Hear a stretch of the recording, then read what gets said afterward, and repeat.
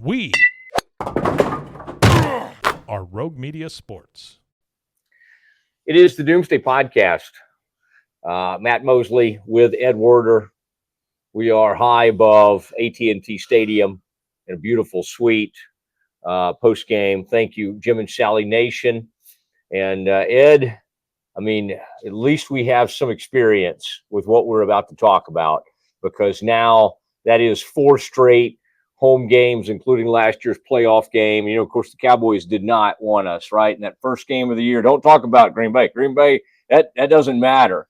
And humiliating 47-9 loss on Jerry's birthday. His 82nd birthday. Jerry turns 82. The Cowboys fall to 3-3.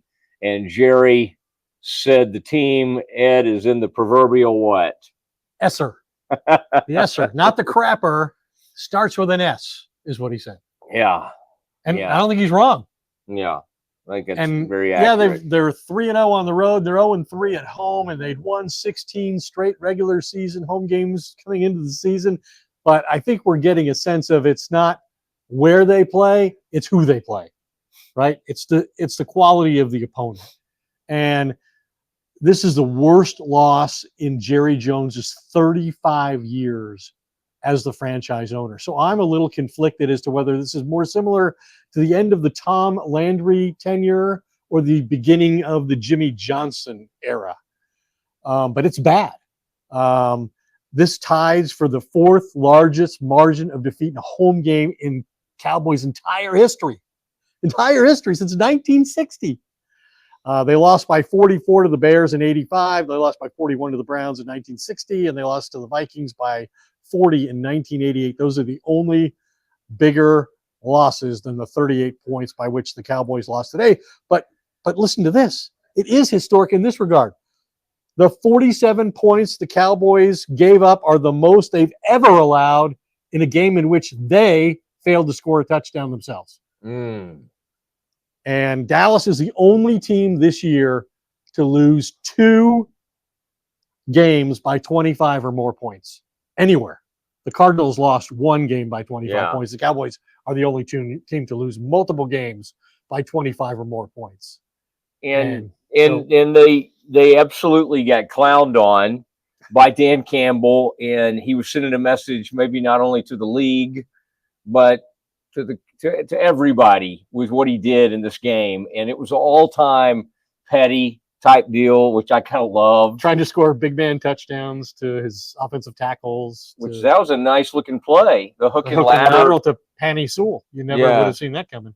Yeah, and Jerry said that's one of the things that frustrated him the most was that Detroit had entirely too much fun at the Cowboys' expense. Yeah. But he also then noted that, hey, if it has to, I love the Ford family, and if it has to happen, and he loves Dan Campbell at their hand. Dan Campbell embarrassed you, rubbed it in your face, and you're going to pretend you liked it. You're glad it was him to do it, not somebody you don't like. It was like calling timeouts at the end. Like, I don't even know what they were doing. They were calling timeouts. They were doing the tackle eligible play over and over and over again just to rub that because in. of the way the game ended last year here, 20-19. And the improperly reporting an ineligible receiver.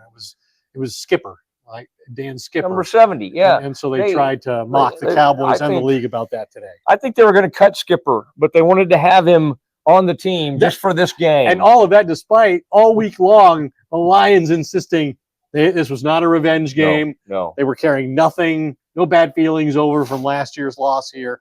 Clearly, that was not true. But we should have. When you win like that, you can do whatever. We need to see what Dan said after the game, because I would have enjoyed being at his press conference. First of all, but we had more important matters. We had to deal with Jerry, and we talked to Jerry, and now you took photos. I had some strange looks. You always do. I was back there. Usually, though, I have at least my sunglasses to protect me. I was just kind of staring at the why ceiling. You wear them.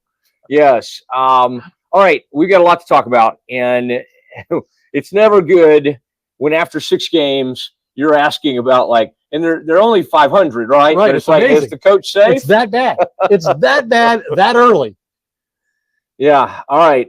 We'll tell you what Jerry had to say about the future of Mike McCarthy and what Dak Prescott and other players are saying about what has to happen during this bye week for this team to turn it around when they come off the bye and go to San Francisco, where they always play so well.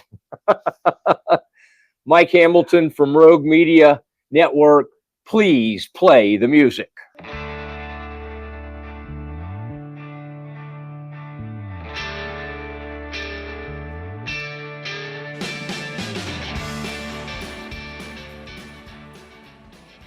All right, Doomsday Podcast, happy birthday edition to Jerry Jones.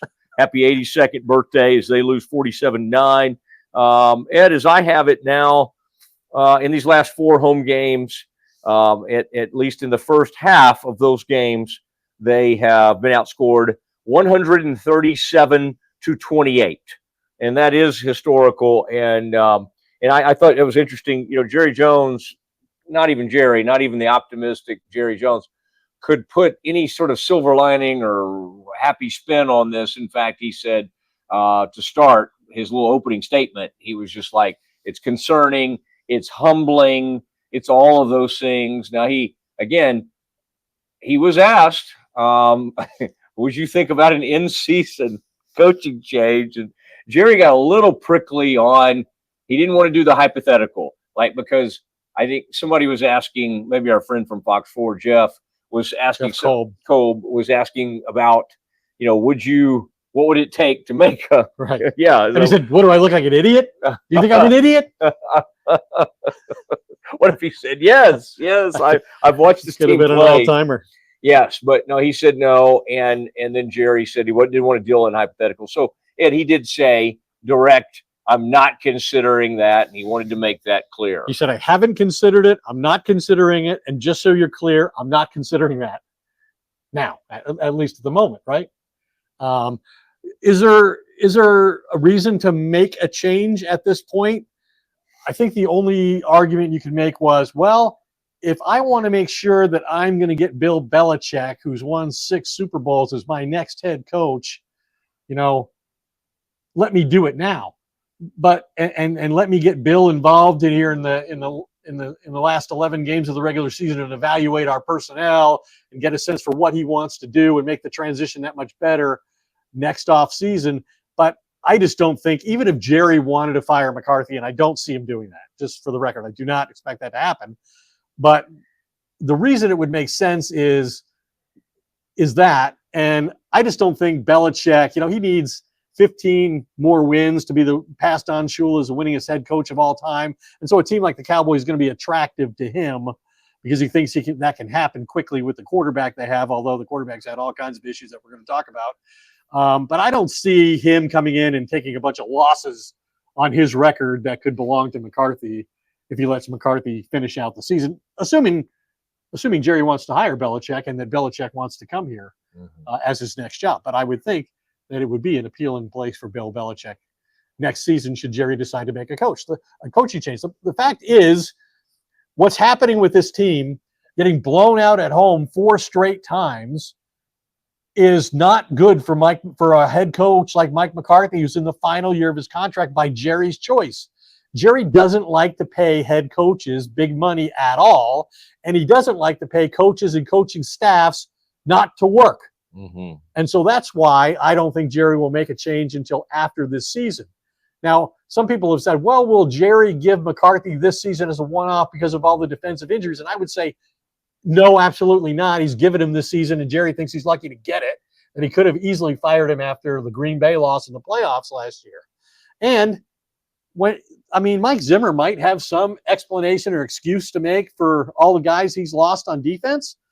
But what about the offense? How do they not score a single touchdown? Mm-hmm. That's ridiculous. It is, and they did set up Brendan Aubrey for an early field goal, and that's really the only offense they have. They got a really good field goal kicker. They send him out. We didn't even get to see him kick some long ones today.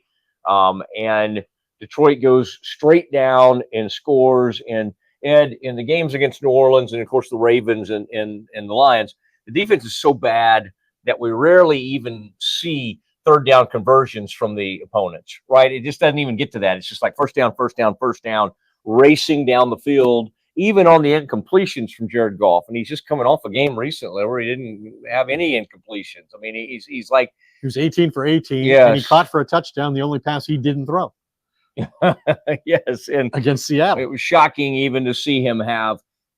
He was like 18 for 25, so shocking to see 7 incompletions. In those 18, though, over 300 yards. Okay, and 3 touchdown passes. So he was on point. Laporta. I mean, it's just embarrassing the stuff that happens. I mean, like Ed, we'd be hard pressed to say anybody played well for the Cowboys. The only guy I was like even slightly impressed with was Damone Clark. Finally got some snaps in this game, and he actually was pretty active and made some hits and that kind of thing, and made a play behind the line of scrimmage one time. But everybody was pretty bad. I mean, Diggs was getting killed. You know, our favorite buddy, number 27, you know, he was getting beat down the field. And then it was like, again, I don't know. I mean, the whole thing, I think what Jerry hit on is right. It wasn't just a total beatdown. It was also just a clowning. It was like, we're not only going to beat you, but we're also going to kind of just have fun and make fun of you in the process. And so the flea flicker came when they were already up, whatever, 21-3 or 27 to 28 in the end zone. Yeah, and then Laporta takes off on one of those things. I mean, it was just so easy, and it was so nothing for the Lions. And then on defense, to your point, I made the point early in the game. I go, because you saw Detroit go race right down the field. And we knew how compromised the Cowboys were on defense. And you're right. They at least have that excuse. And so on offense, I said, the only way this could be worse is if this happened while they had Micah Parsons, DeMarcus Ware, who else are they missing? Marshawn Nealon, Deron Bland, Kalen Carson. I can never come up with his last name for some reason. Help might be on the way, but it's not here yet. And on offense, now, Ed, one thing we need to talk about, in addition to, okay, let's save Dak for just a second. Let's talk about like how they opened this game. This whole week, everybody was like, well, Guyton's back at practice. Tyler Guyton, the rookie starting left tackle, is back. He's going through full practices. And you get to the game, and it's like, yeah, he's active, but no, he's not starting. And so that leads, and again, I think it was such a massacre. I don't even think Jerry was asked about that, was he? I mean, no. Yeah. I mean, they moved Tyron Smith from left guard to left tackle. He finished the Pittsburgh game that way. Tyler Smith. Is that what I said? Did I say Tyron? I think you said, yeah. Tyler Smith moved out and played left tackle. It was his first start at left tackle since he came into the league as a rookie. And Tyron Smith wasn't healthy, and he started his career there. But ever since then, he's played left guard.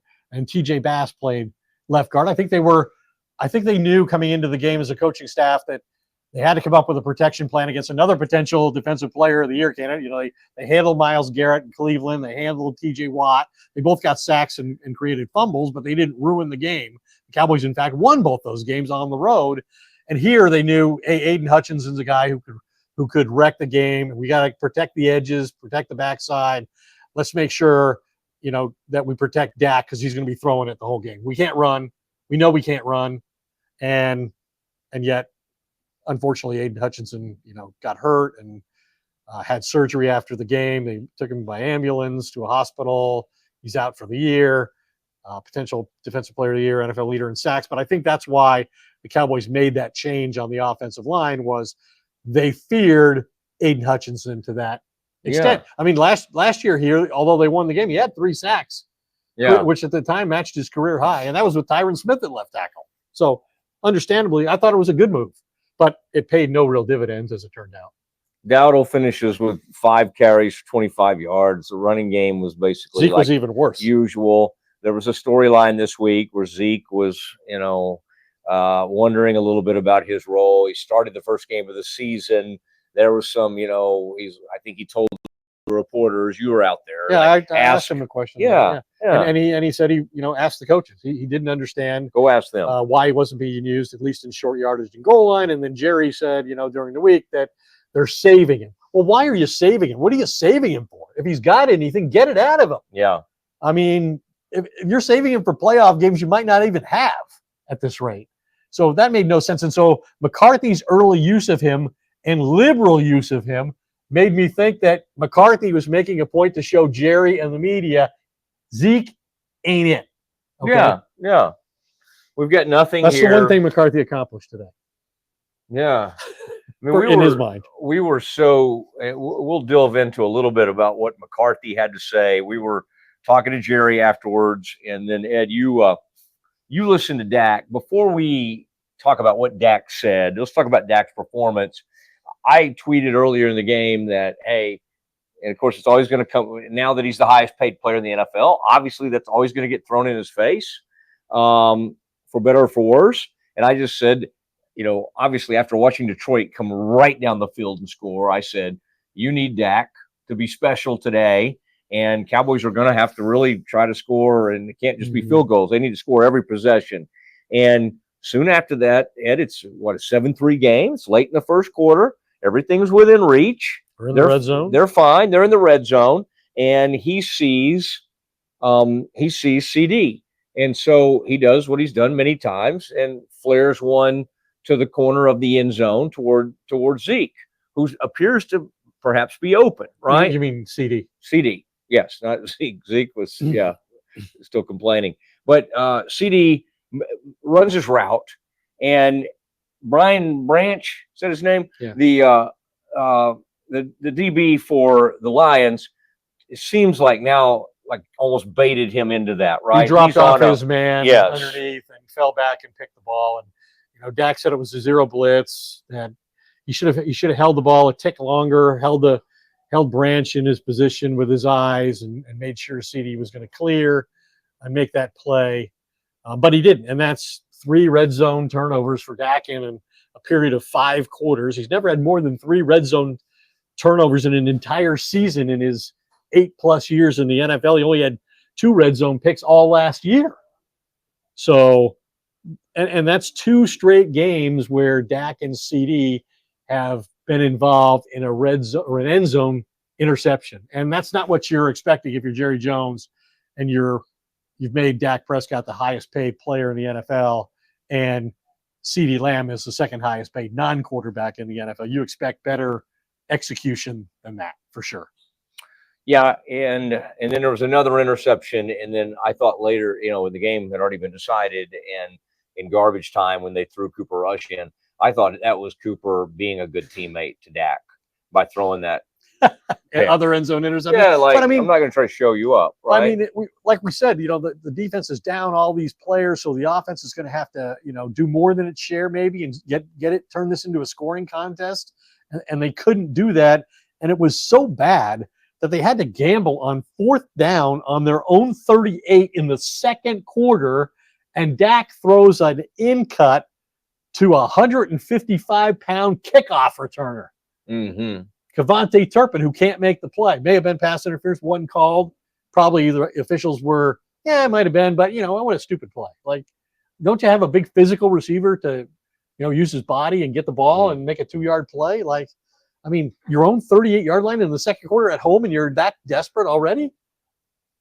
Yeah, they're in a bad way, and changes will be afoot, and I do find it fascinating. We'll delve into a little bit more on this Belichick. I am now in a place, Ed, where pretty much every team I cover, there'll be a coaching search coming up soon. I don't know what that says, but I'm going to be involved in quite a few. Baylor, Lake Highlands, what else? Now Lake Highlands we're undefeated. Okay. Well, you said all the teams you were associated with. That's true. But Baylor and I don't want Corey to hear this, but yeah, Baylor and Cowboys. We're very secure in our coach at Lake Highlands High School. Okay, and by the way, Marable Homes, wow. Marable. Dak needs a new home. They took a wrecking ball to his home. Marable Homes has been in contact with Dak. Dak was out there goofing around with I still don't understand how Dude Perfect was involved in this demolition. They were somewhere out there. I thought Dak was having fun with it. It was on TMZ, and then everybody gets out there to interview Dak the other day. He's like, I don't appreciate all the poor David coverage. Moore asked him a question about it from the Dallas Morning News.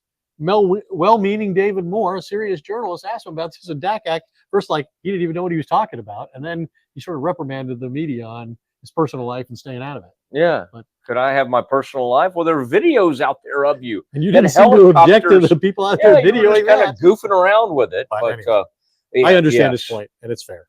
Okay. All I right. think. Yeah, but what we both know is that over at Preston Hollow and in Lake Highlands, as we speak, these gorgeous custom luxury homes are going up, and Marable Homes is making it happen.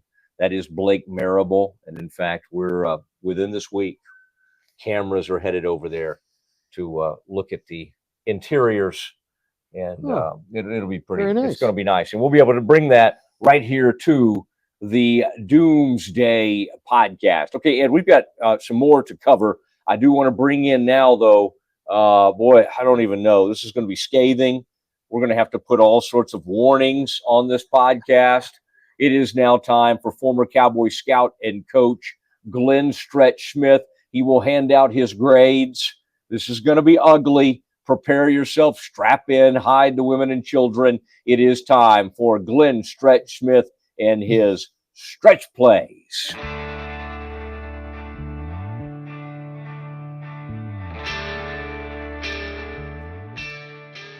Okay, it is time for Glenn Stretch Smith. He comes in to us. He's got TV this very evening. We are in the aftermath of a 47-9 beatdown. Detroit Lions come in here and just wipe up the Cowboys. And Stretch, we've just come from talking to Jerry Jones, and he talked about, that they were having fun at the Cowboys' expense. Boy, Dan Campbell didn't just win. He rubbed it in. There were a lot of messages sent. He was still obviously upset about what happened last year with the tackle eligible, and they said they didn't report it properly, and they lost the game because of it. And boy, Dan Campbell was rubbing the Cowboys' faces in it. Stretch, first of all, just an overall thought. This is the fourth straight home game where they've gotten blown off the field. Where do we even start with this? Like, is this a team that now they go into the bye? Do you find yourself, and I know you're not a guy, you were a former coach yourself, so you're not always out there trying to fire people, but like this is like, it's like inexcusable, right? I mean, like, where do you lay the most blame right now for what we're seeing? Well, I mean, it's a personnel issue. I mean, you got guys that are literally on the defensive side of the ball. I'm going to say there are probably as many as 6 or 7 players that played more than 50 snaps who normally would have played 6 to 8 snaps. And so when you're playing that many down the line guys, you're going to get that result. I mean, that's just the unfortunate side of the injuries and the attrition that they have faced defensively. But this is not this is not some kind of secret squirrel situation. They knew they were deficient on the defensive side of the ball. I think the thing that frustrates me is the guys that are making the most money are not stepping up and playing the way they need to play. They knew they were going to have to score maybe 32 to 35 to go beat that team. And you know what? They didn't even come remotely close. And so we can sit here and cut this a lot of different ways. I'm not for a coaching change right now. I don't think that does any good. I think it's a personnel issue. I think it's a personnel issue that was addressed all the way back in August when they started bringing in Linval Joseph, and they made the trade with the Giants to get Pearson here. And they were they knew they were deficient then. And so when you combine that with the fact that now they don't have the 2 pass rushers, Carson's gone down. We know Bland was out. I mean, it's a very frustrating situation. But the thing that bothers me is you see a guy like Hankins, who they wouldn't give a couple $100,000 more to, and he goes and signs in Seattle and is productive as it comes. So I'm going to point, and I'm going to say I believe it was an evaluation with personnel. Well, that makes sense. I mean, you could say it at running back, you could say it at tackle, They're now extremely thin. Of course, they've gone through all these defensive ends. Maybe they'll get some players back, but we know Lawrence won't be back for a while. We'll see if Parsons is ready to go after the bye week against San Francisco. Stretch, I'd be remiss if I didn't. I mean, we don't want to like get into all the plays in this game because it quickly got lopsided like a lot of these home games are getting. But the quarterback, when the game was still in doubt, Cowboys only down 7-3, right? Moving the ball in a pretty good situation. And I guess Dak sees CeeDee Lamb breaking what he thought was open in the end zone. And it looked like Stretch, he kind of got baited into that throw. And Brian Branch for Detroit comes off his route and makes the pick. What do you see? What are you seeing from this quarterback? What did you see on that specific play? I mean, the play is fine schematically. They ran a bunch set with a flat right now to get them out leveraged. Branch chased the flat.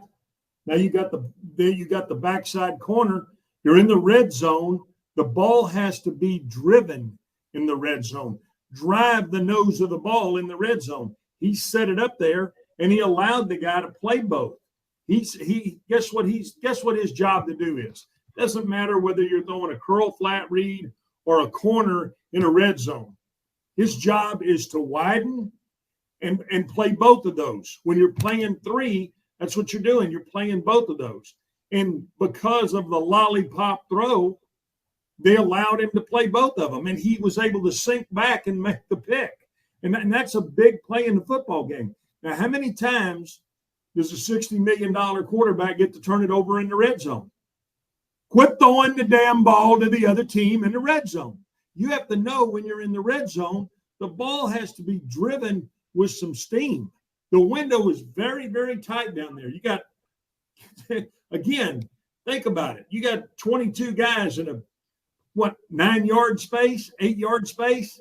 The ball has to be driven, and he slays the ball up. I don't know what to make of it. It is so frustrating, and it probably doesn't help that I'm a little down on him as it is. And everybody says, well, Stretch, you got to throw the money part of it out. Just talk about how he played. Well, crap. You know what? When you're taking $60 million, you got to go make a play. You got to make, plays. That's plural. Got to make plays. And he made so few, he sat his ass on the bench in the fourth quarter. Hey, come over here and get your little Gatorade and scratch your ass. You're out. That was what was going on. And then Cooper Rush came in the garbage time, and there wasn't even the fake comeback where they try to act like, oh, we'll have some momentum for next week. There was no comeback to be had, and they got clowned on by Dan Campbell and that team. Stretch, to your point on the personnel, I feel like Jerry doesn't really see any recourse. You remember when they got off to a bad start in 2018, I believe it was. It's been a little bit while now. They went out and traded a first-round pick for Amari Cooper to try to save the season, and it did turn the season around. I don't sense that Jerry's getting ready to do anything like that. He's hoping he can get reinforcements. But McCarthy right now just doesn't – I mean, this is just embarrassing to have these kind of performances. Now, Guyton did not play in – Guyton was active but did not start at left tackle. And people were a little bit wondering about that. Stretch, did the line – I know the game got out of hand pretty quickly, but how much of the do you put on the line for kind of getting knocked back into Dak? And obviously Detroit had some success pushing them around a little bit, it seemed like to me. I mean, here's what I'm going to tell you. As a lineman, and as the mentality of an offensive lineman, when you can't at times come off the ball, when you can't fire off the ball, when you're constantly in a pass setting mode, which means you're drop stepping, you're sitting your ass down, and you're punching, and you're constantly taking on that pressure, it is a lot tougher to pass protect. Now, you talked about Guyton being out. Do I think it was better to put Smith over there? Do I think it was better to put Bass inside? I think they went with who they thought were their 5 healthiest guys. I think that's the direction they went. And, Steele matched up against Hutchinson. Yeah, he got, he tries a single arm Hutchinson on the play Hutchinson got hurt on. He just got swatted down and going by.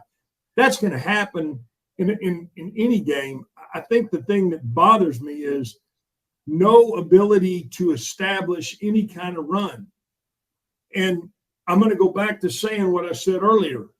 It is a personnel issue. You have to identify what and who your personnel are. Dak Prescott is not a throw it 50 times a game guy. I don't give a whiskey shit what the score is.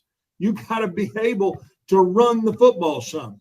Here's the other thing. You got Schoonmaker, who they're hesitant to put in the game, who I think is a really good physical blocker. Sometimes there's nothing wrong with lining up in 12 personnel and going and running the football.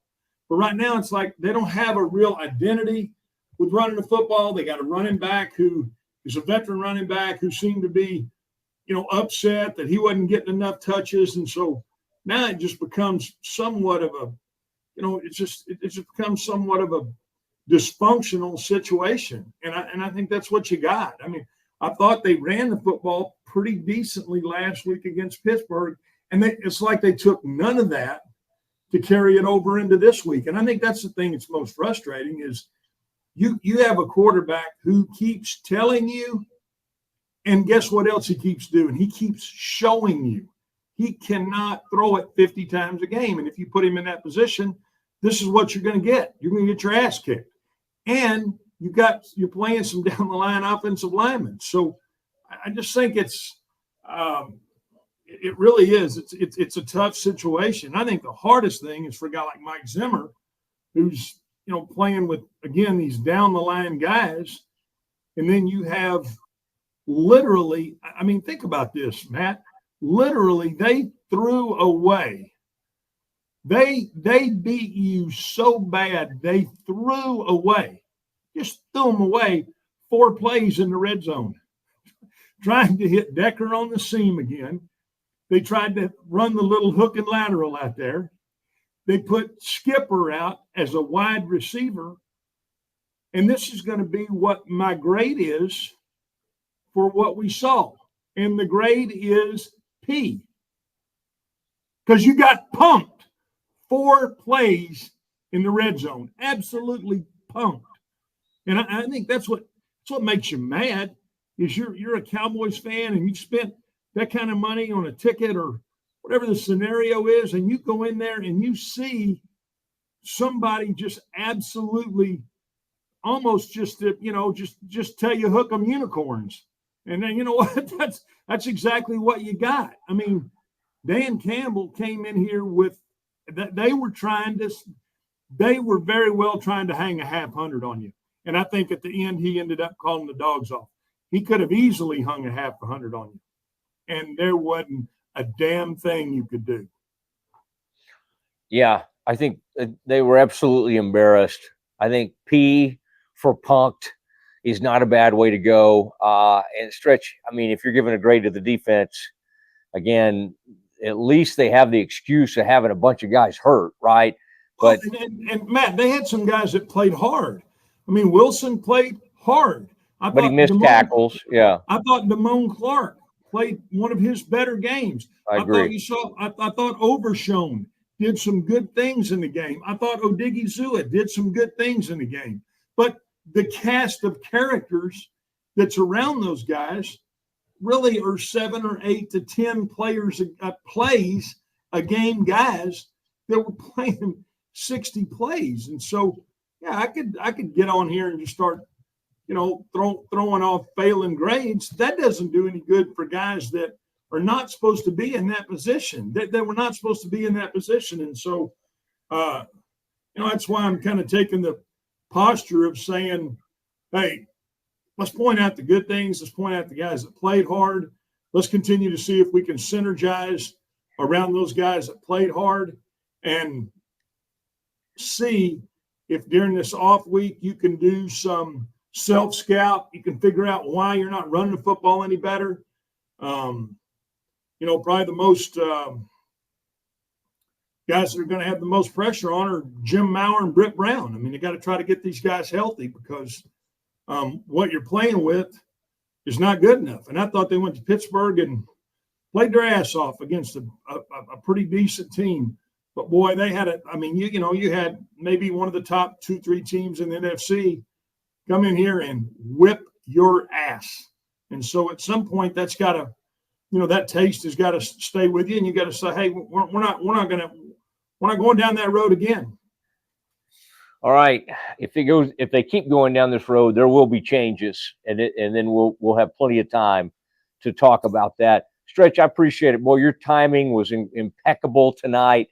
Johnny on the spot, and we appreciate you so much. We'll watch your work on WFAA not only tonight but tomorrow. I'm surrounded by Channel 8 talent, and I appreciate that. I appreciate you. Okay, and congratulations on the positive front.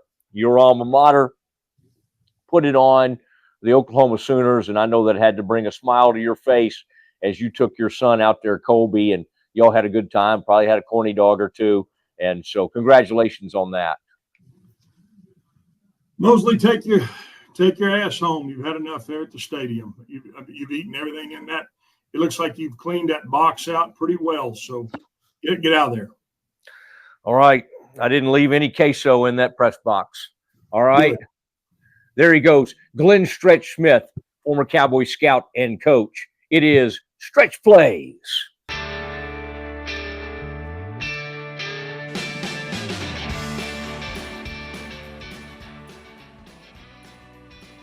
It is the Doomsday podcast, and that was Glenn Stretch Smith. And I hope people did get to hear. We had some kind of string section of the orchestra going on behind us there. You can see, by the way, we are at AT&T Stadium. We're here for all the home games, and Ed and I have secured a beautiful suite to do the game in. In fact, today, Ed, I had to skip a huge news conference to race up here and to secure our spot here. And they just cleaned it, which was very nice. Oh, it came in. The cleaning crew was in here, and I think they enjoyed getting to kind of see some of the Doomsday podcast and what we were doing there. And in a game like this, with an enormous blowout, 47-9, Cowboys did not find the end zone. You feel silly going back through individual drives. We know where the game basically ended, at that red zone.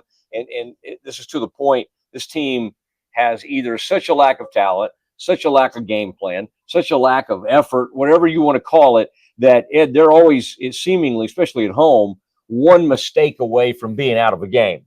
And once that happened, Detroit did what it needed to do and just ended the game. Yeah, to your point, Dak Prescott in his press conference basically said, I threw the interception intended for CD in the end zone, and I can't think of another positive play we had after that. I mean, they had the Kevontae Turpin long kickoff return, and even that led to a field goal. I mean, they couldn't even score on a short field. And the Lions are a bad secondary, and they didn't have their best pass rusher in the second half because he's now out for the season with an injury. But a couple things Dak said today. He described the worst home loss of the Jerry Jones era as, quote, humbling, but insisted he's not ready to hit the panic button. He referenced 2018 when they started 3-5 and then went out, traded for Amari Cooper, and wound up winning the division, although he didn't say that the front office needs to go acquire personnel. In fact, Jerry said after the game, he thinks they have the personnel, right? He said, we have the personnel. So basically he said, don't blame the general manager. It's the coaches, it's the players. And then later he did say, I'll take some of the blame too. But clearly he thinks they have the personnel, and that's what the general manager does. The general manager provides the coach with his roster. Jerry thinks he's done that well enough, or they've done that well enough, that they should have more success than they're having. And then Dak also said something really interesting to me. He talked about that coming out of this, but like, players need to be introspective. They need to look themselves in the mirror and challenge themselves, and what can I do better to make the team better? Every one of us, he said, needs to do that, starting with him. And then he said, when I asked him, what he sees the issue being, and he said, we got to practice harder.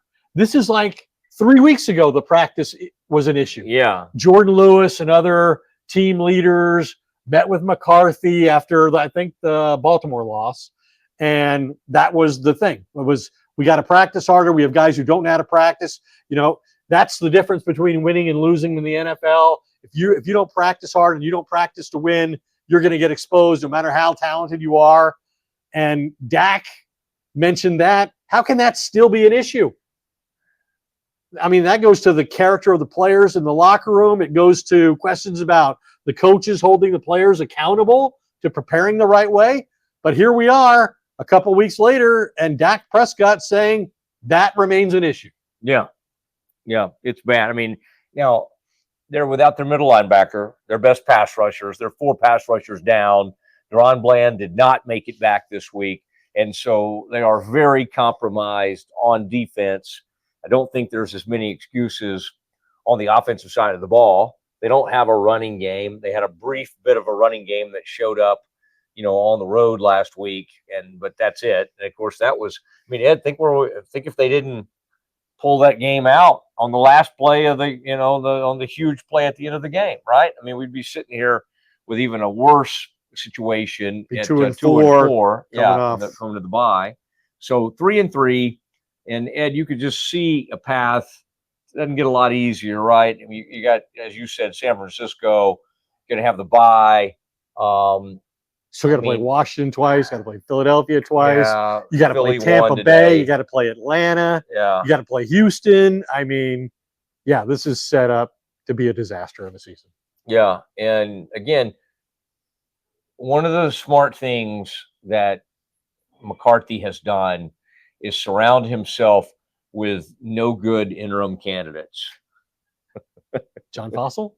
Bones Fossil. They do love a good fake reverse on a dynamic kickoff. And his guys all play pretty well. They do perform. He's got a great kicker. So maybe Fossil, I mean, he would be kind of a fun guy to talk to. He's a good player. That's true. I mean, maybe he would be the candidate. And he's a relentlessly positive guy, very engaging with the media. But I don't think that Jerry's in a hurry to fire Mike McCarthy. I think he'll be content to give McCarthy the whole season. Although this is the first time they've lost their first 3 home games in a season since 2010. What happened in 2010? Wade Phillips went 1-7 and got fired after Jerry the Packers determined game. In a horrible loss to the Packers on national television that the players had quit on him. Mm-hmm. But then, like you're saying, he had Jason Garrett, who he always envisioned as his Tom Landry, as he used to say. I don't think that circumstance exists on this staff. Yeah, and I don't know how we would ever know if they gave up on the coach or not, because like today they were just so bad. Like, I don't know if it was and it's not just today. Yeah, last 4 the Saints have games. lost every game they've played since they blew out the Cowboys here. They've lost 4 games in a row. That coach might get fired. Dennis Allen might be the next coach. We saw a coach get fired this week. Robert Saleh got fired. I mean, that makes everybody nervous who's not winning. You don't think it makes Mike McCarthy nervous when he's not winning? He's getting blown out at home every week, and he doesn't have another year in his contract? You know, if they lose to San Francisco, Ed, let's look down the road a little bit. If they lost to San Francisco, how are they not going to lose to San Francisco? And they were going to rally the troops, going to get healthy. But let's just say they do. I think their first move, if they were going to fire somebody, and let's say they fall to 3-5 or 3-6 or whatever, it might be Zim. Sadly, I don't know how you can hold him more accountable when he's lost personnel like we've talked about. Like, I'm just saying, usually guys get thrown overboard before the head coach if a season's going wrong. You're just saying you wouldn't. I just don't think there's any point to it, really. What's the purpose? What purpose is going to be served? No, I mean, just Al Harris gets to be defensive coordinator for however many games. Like, I think you got to blame Mike McCarthy more than you have to blame Mike Zimmer. Like, McCarthy, okay, he didn't have Brandon Cooks. Okay, he didn't have Tyler Guyton, the rookie who's played okay at left tackle, but he's been nothing special at left tackle. That's it. What excuse does he have? He has the highest paid player in football playing quarterback. He's calling the plays. He's responsible for everybody.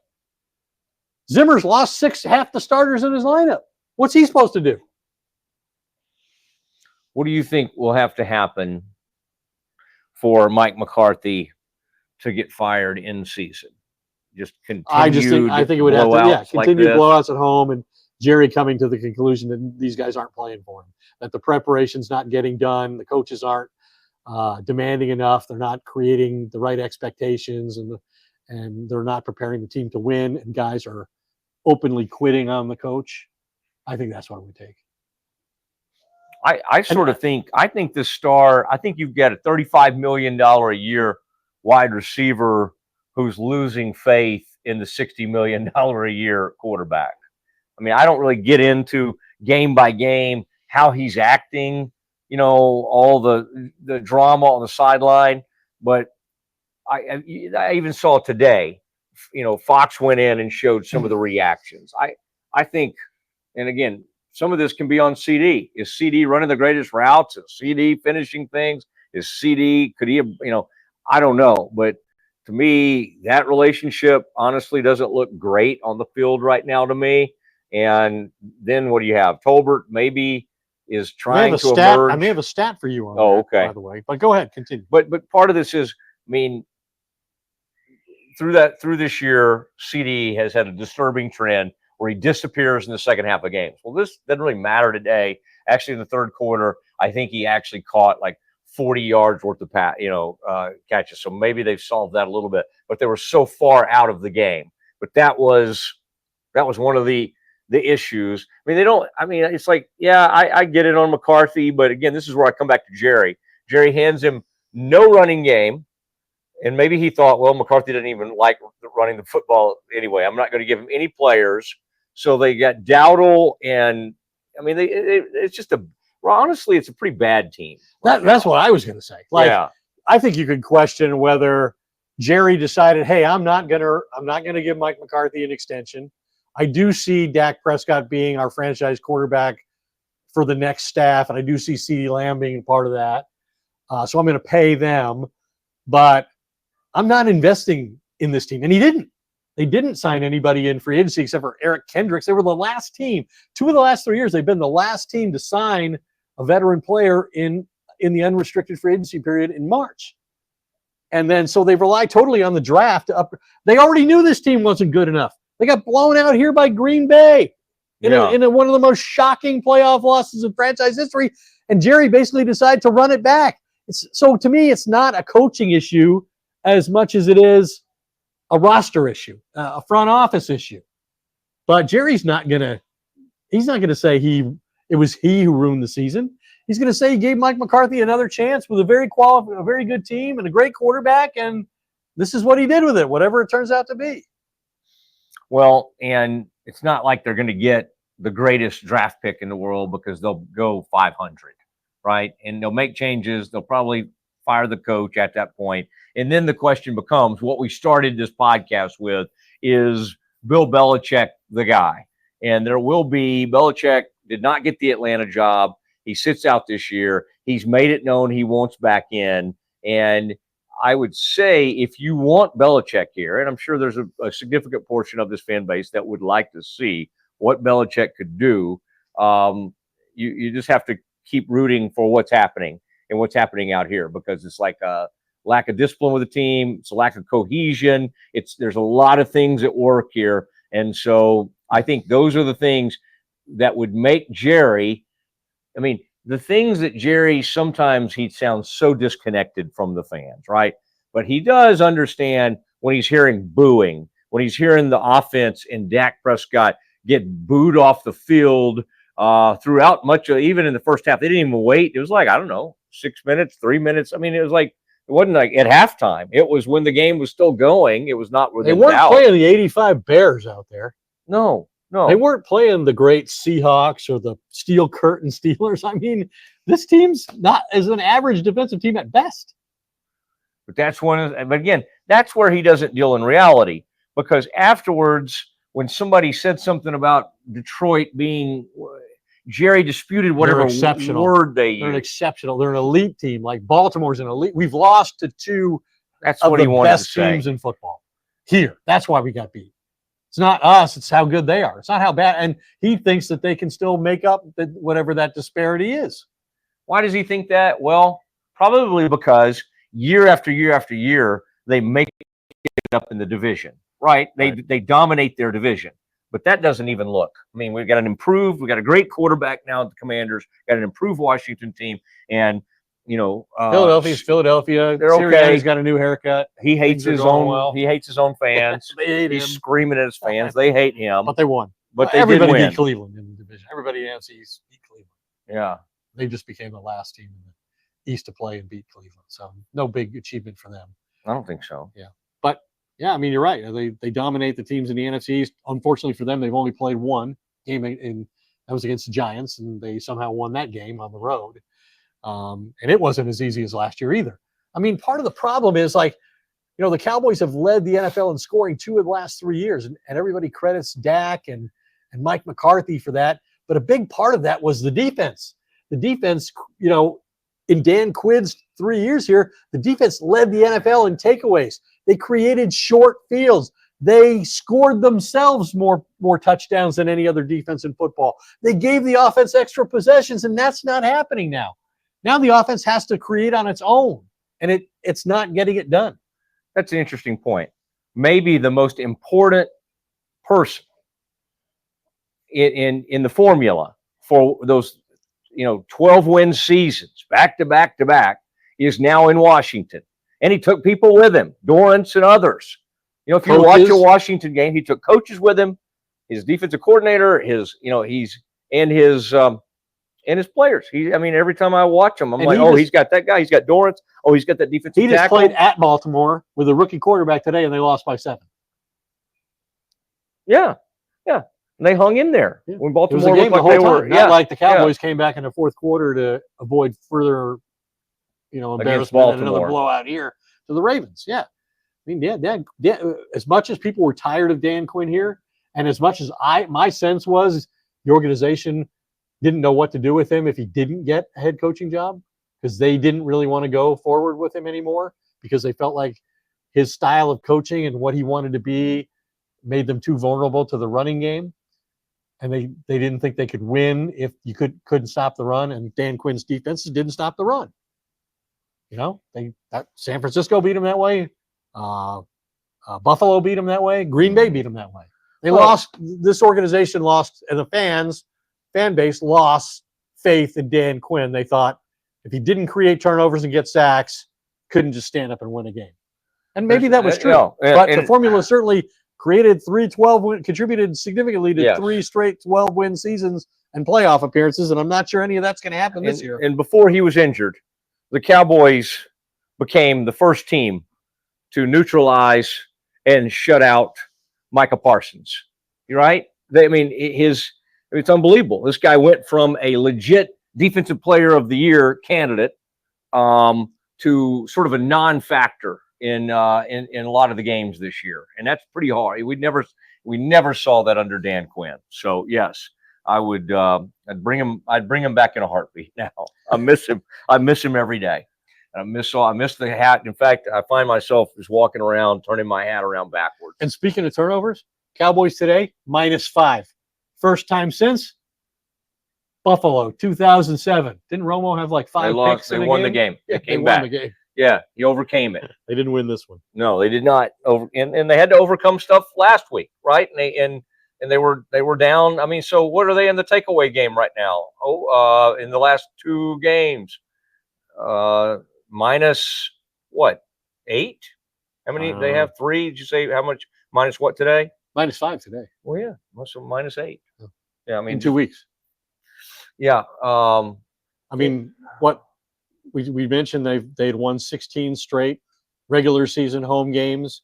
They had the biggest point differential in their franchise history in winning at home so decisively, mostly because they played the NFC East, poor NFC East opponents, and teams like they played the AFC East, so they played the Jets and the Patriots here, which were horrible teams.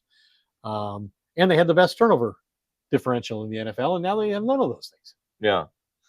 All right. Cowboys in a very bad way. They lose 47-9. And, the Doomsday podcast. We appreciate everybody who's been a part of this one. Stretch, Mike Hamilton, you, of course, Ed. Watch Ed on WFAA. He loves a good early morning. He's had some great reports. He's back to writing again. He's belting out columns. Never seen the man. Seen him work so hard. It seems crazy. I'm not retired. I'm just tired. I'm just tired. I would say I certainly understand that. So anyway, Cowboys lose, and we will. We may take a bye. We may take the bye week with the Cowboys. Unless there's a coaching change. But unless there's coaching changes or something we need to react to, and then we'll jump right in. So thank you, Rogue Media Network.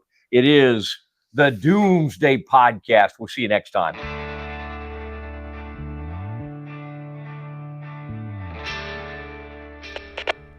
We are Rogue Media Sports. Are you a podcaster? Let's talk podcast hosting. Are you tired of your current podcast host? Need real support in a community that gets it? At Rogue Media Network, we offer top-tier podcast hosting services to help you thrive. From hosting and distribution to dedicated support, we've got you covered. Starting as low as $25 a month. Join our community of passionate podcasters today. Contact us at hello@roguemedianetwork.com.